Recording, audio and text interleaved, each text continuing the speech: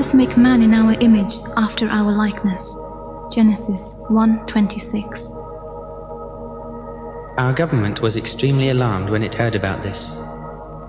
How could we be sure that the human beings that had been created would not become a threat to us? For our own security, we told our scientists to keep these human beings in ignorance of any scientific knowledge. They were even told to make these people whom they had created believe that we were almighty gods, so as to be sure they would respect us. Of every tree in the garden you may freely eat, but of the tree of knowledge of good and evil you shall not eat of it, for on that day you shall surely die. Genesis 2:17. At the time, the human beings called these extraterrestrials Elohim, which in ancient Hebrew meant those who come from the sky. It's found in the original Bibles, but in more recent times was mistranslated by the word God. It's important to realize that this is a plural, the singular being Elohah. References to the Elohim can also be found in other ancient texts, for example, in the writings of the Hindu, Greek, Egyptian, and Amerindian civilizations.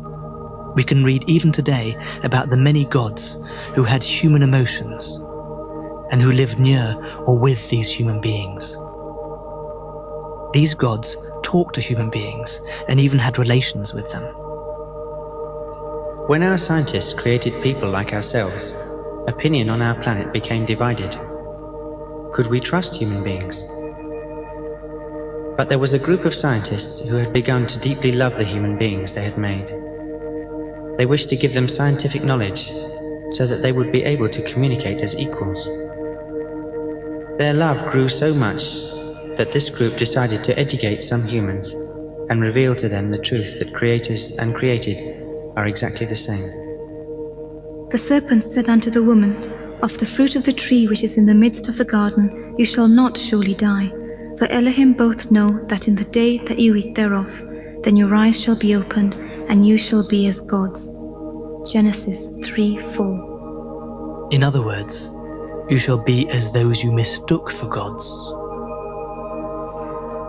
If you entered this laboratory, you would realize that we are just like you, and one day you too will create life. You are just another link in the chain. The eternal cycle of creation continues.